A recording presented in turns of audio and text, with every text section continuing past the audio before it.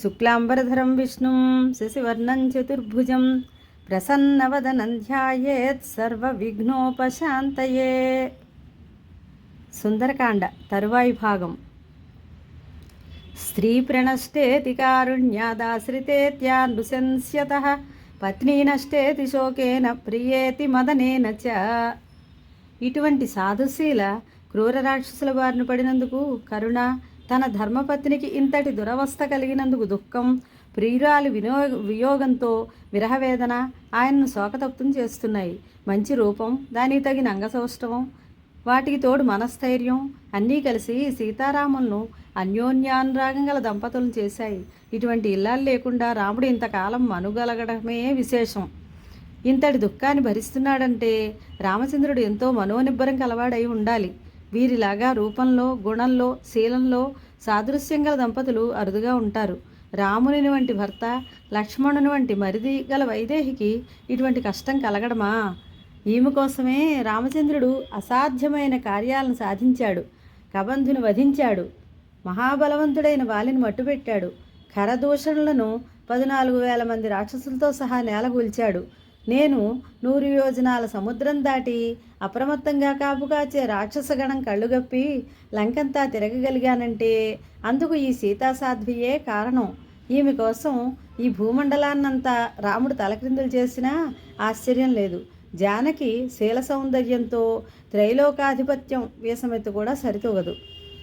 మాన్యా గురు వినీతస్య లక్ష్మణస్య గురుప్రియా యది సీతాపి దుఃఖార్త కాలో హి దురతిక్రమః. విదేహాధిపతియగు అనంగుపుత్రిక దశరథ మహారాజు పెద్ద కోడలు, రామచంద్రుని ఇల్లాలు అయినా ఈమెకే ఇటువంటి అవస్థ ప్రాప్తించిందంటే కాలం ఎంత బలీయమైందో తెలుస్తున్నది. సకల రాజభోగాలను త్యజించి పతిని సేవించడానికై అరణ్యాలకు వచ్చిన సీతమ్మ క్రూరులైన ఈ రాక్షస స్త్రీల మధ్య ఎంతటి బాధలు పడుతున్నది. అయినా నిరంతరం రాముణ్ణే ధ్యానిస్తున్నది. ఇటువంటి స్థితిలో విన్న ఈమెను చూస్తుంటే నా మనసే శోకతప్తం అవుతోంది అని తలపోస్తూ హనుమ అటువైపే చూస్తున్నాడు. చంద్రుడు పడమటకొండ చేరుతున్నాడు. మైథిలిని చుట్టుముట్టి ఉన్న రాక్షసగణాన్ని హనుమ చూచాడు. ఏకాక్షి అంటే ఒంటి కన్ను గలది, ఏకకర్ణ ఒకే చెవి గలది, అకర్ణ అసలు చెవులే లేనిది, శంకుకర్ణ మేకుల వంటి చెవులు గలది, చప్పిడి ముక్కు గలది, పెద్ద తల గలది, చింపిరి జుట్టు గలది, జుట్టు లేనిది, వేలాడుతున్న చెవులు గలది, వేలాడే పొట్ట గలది, పొట్టిది, గూనిది, ఇంకా పంది ముఖం, దున్నపోతు ముఖం వారు, ఏనుగు పాదాల వంటి ఒంటె పాదాలు కలవారు, ఒక చేయి కలవారు, ఒకే కాలున్నవారు, గాడిద చెవులు, గుర్రం చెవులు, ఆవు చెవులు, ఏనుగు చెవులు కలిగిన వారు, ముక్కు లేనివారు, పెద్ద ముక్కున్నవారు, అటువంటి ఎన్నో రకాల వికృత రూపాలతో ఉన్న రాక్షస స్త్రీలు శూలాలు, ముద్గదాలు వంటి ఆయుధాలు ధరించి ఉన్నారు. వారు ఒక చేతిలో ఆయుధాలు, మరొక చేతిలో మద్యపాత్రలు పట్టుకొని ఉన్నారు. వారి ఎదురుగా మాంసభోజనాలు ఉన్నాయి. రక్తం నంజుకుంటూ మాంసం ఖండాలు ఆరగిస్తున్న ఆ రాక్షస స్త్రీలను చూచి హనుమ గుండె జలధరించింది. ఆ రాక్షసీగణం మధ్యన జానకి నేలకు రాలిన నక్షత్రం వలె పడి ఉంది. మూర్తిభోంచిన శోకంలాగా ఉంది. సీతాదేవిని చూడగలిగినందుకు హనుమ కళ్ళలో ఆనందాశ్రువులు నిండాయి. రామలక్ష్మణులకు నమస్కరించి రాక్షస స్త్రీలకు కనబడకుండా చిన్న శరీరంతో చెట్ల కొమ్మల మధ్య నక్కి కూర్చున్నాడు. తెల్లవారుతోంది. తూర్పు దిక్కిన ఉషోదయకాంతులు అంకురించాయి. వేదవేత్తలైన బ్రహ్మరాక్షసుల వేదఘోషతో పాటు శ్రావ్యమైన మంగళవాద్యాల ధ్వని వినిపించింది. రావణుడు మేలుకొన్నాడు. అతడి మదిలో సీత మెదిలింది. మదనతాపం మొదలైంది. వెంటనే లేచి శయ్యాగృహం విడిచి అశోకవనం వైపు పోసాగాడు. అతడి వెంట అంతఃపురంలోని నారీజనం బయలుదేరారు. సువర్ణ దీపాలతో, ఛత్ర చామరాలతో, మంగళజల కలశాలతో దాసీజనం వారి వెంట నడిచారు. దర్భాసనంతో ఒకటి, పానపాత్రతో ఒకటి వెంటరాగా లంకేశ్వరుడు అశోకవనంలో అడుగుపెట్టాడు. నిద్రమత్తు వదలని స్త్రీలు తమ వస్త్రాలు, ఆభరణాలు సరిచేసుకుంటున్నారు. వారి కంకణాలు, ఒడ్డాణాలు, కాలి అందెలు చేసే ధ్వనులు హనుమ చెవులకు సోకాయి. కన్నులు పూర్తిగా తెరిచి చూశాడు. దీపకాంతులు కనిపించాయి. మంచి గంధపు వాసనలు అతడి ముక్కుకు సోకాయి. పాలనురుగు వంటి చీనాంబరంతో, ఎర్రని నేత్రాలతో వస్తున్న రావణుని చూచి ఆకుల చాటుకు చేరాడు. రావణుడు సీతను సమీపించాడు. అతడిని చూసిన జానకి భయంతో వడగాలిలో అరటిబోదలాగా కంపించింది. తన ఉదరాన్ని తొడలతోనూ వక్షస్థలాన్ని బాహువులతోనూ కప్పుకొని విలపించసాగింది. ఆమె శరీరం అక్కడ ఉన్నా మనస్సు మాత్రం సంకల్పాలనే అశ్వాలను పూంచిన మనోరథంతో రాముని వద్దకు పరుగెడుతోంది. భయంతో వణుకుతున్న మైథిలిని చూచి రావణుడు, ఎందుకు భీతి చెందుతున్నావు? నీ శరీర సౌందర్యాన్ని దాచుకుంటున్నావు ఎందుకు? నన్ను కరుణించు, ప్రేమతో చూడు. ఇక్కడ నీకు ఎటువంటి భయం లేదు. పరస్త్రీలను అపహరించడం, వారిని పొందడం మా అసురులకు స్వధర్మం. నీపైన నాకు ఎంత కోరిక ఉన్నా నీవు వరించనిదే నిన్ను నేను తాకను. నన్ను నమ్ము, దుఃఖించడం మాను. నేల మీద పడుకుంటూ మాసిన వస్త్రాలు ధరిస్తూ ఉపవాసాలు చేస్తూ ఎంతకాలం కృషిస్తావు? నన్ను పొంది చందన అగరుధూపాల సుగంధాలు ఆస్వాదిస్తూ దివ్యమైన వస్త్రాభరణాలు ధరించి మణిరత్న ఖచ్చిత హంసతూలికా తల్పాల మీద శయనించి గీత నృత్య గోష్ఠులను నాతో కలిసి తిలకించు. ఎవరిని యాచించి ఎరుగని ఈ లంకేశ్వరుడు నీ ముందు చేతులు జోడించి ప్రాధేయపడుతున్నాడు. సుందరాంగి, యవ్వనం, సౌందర్యం, లావణ్యం శాశ్వతం కాదు. గడిచిపోతే ఇవి తిరిగి రావు. నిన్ను సృష్టించిన తరువాత బ్రహ్మ ఇంతకంటే సౌందర్యం ఉండరాదని నిశ్చయించుకున్నట్లుంది. నీ ప్రతి అవయవ సౌందర్యం నన్ను వివసుని చేస్తుంది. ఇప్పటికైనా నీ అవివేకాన్ని విడిచిపెట్టి నన్ను పతిగా స్వీకరించు. ఈ నారీజనాన్ని చూడు. వీరందరికీ నీవు పట్టమహిషివ అవుతావు. ముల్లోకాలలోనూ జయించి తెచ్చిన సకల మణిరత్న కాంచన రాసులతో సహా నా సమస్త సామ్రాజ్యాన్ని నీ పాదాల ముందు అర్పిస్తాను. విజిత్య పృథివీం సర్వాం నానానగరమాలినీం జనకాయ ప్రదాస్యామి తవ హేతోర్విలాసిని. ఈ భూమండలమంతా జయించి నీ తండ్రి జనకునికి సమర్పిస్తాను. ముల్లోకాలలో నాకు సాటి అయిన మనగాడు లేడు. రణరంగంలో రావణుని ఎదురుగా ఎవ్వరూ నిలవలేరు. యుద్ధభూమిలో వారి వాలిన పతాకాలు, విరిగిన రథాలు, మృత కళేబరాలు తప్ప మరేమీ మిగలవు. అంతటి మహావీరుడిని నిన్ను వేడుకుంటున్నాను. నన్ను అనుగ్రహించు, వరించు. మధ్యమైరేయాలు సేవించి హాయిగా నాతో సుఖించు. నీవు నన్ను కనికరించిన క్షణం నుండి లంకలోని సర్వభోగాలు నీ సొంతం అవుతాయి.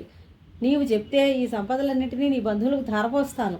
సర్వాంగ సుందరి, రాజ్యభ్రష్టుడై నారచీరలు కట్టుకొని అడవుల్లో నివసిస్తూ నేల మీద శయనించే రాముడు నీకెందుకు?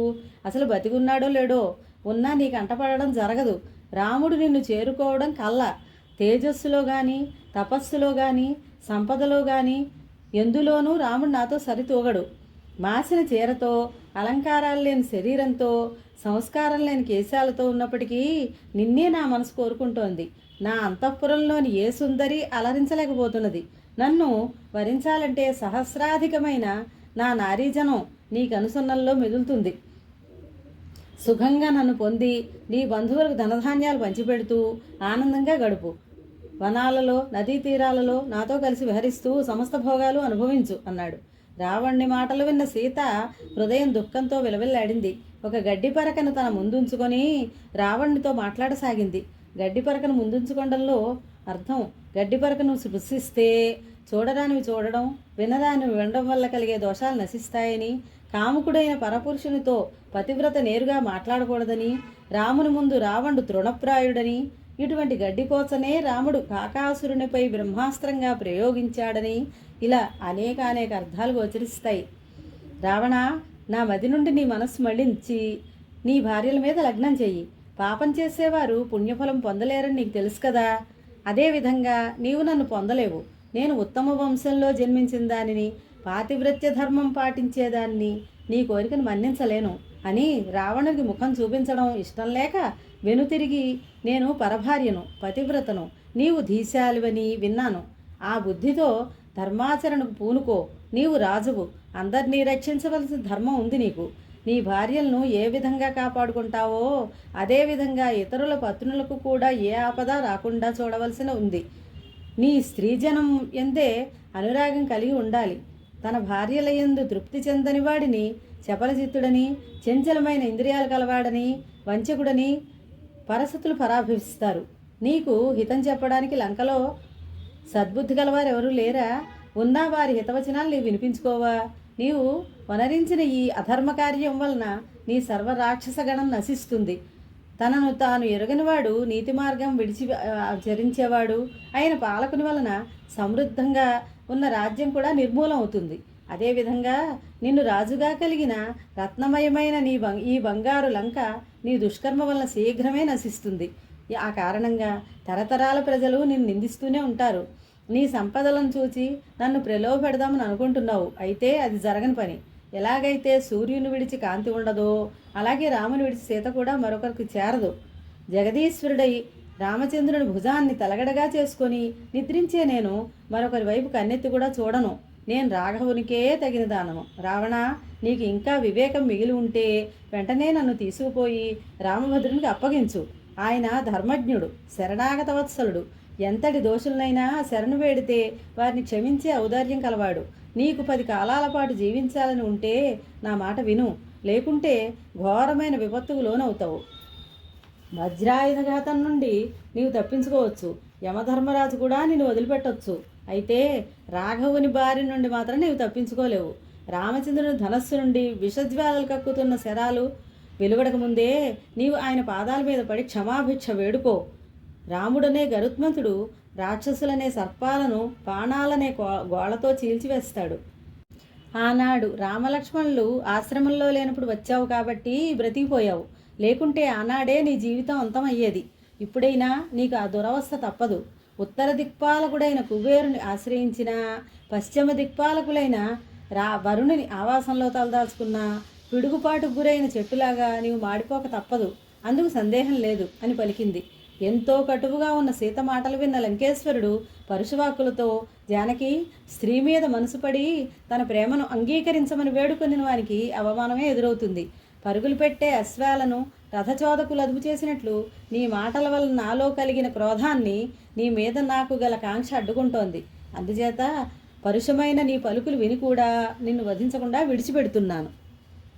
సుందరే సుందరో రామ సుందరే సుందరీ కథ, సుందరే సుందరీ సీత సుందరే సుందరం వనం, సుందరే సుందరం కావ్యం సుందరే సుందరో కపిః, సుందరే సుందరం మంత్రం సుందరే కిం న సుందరం.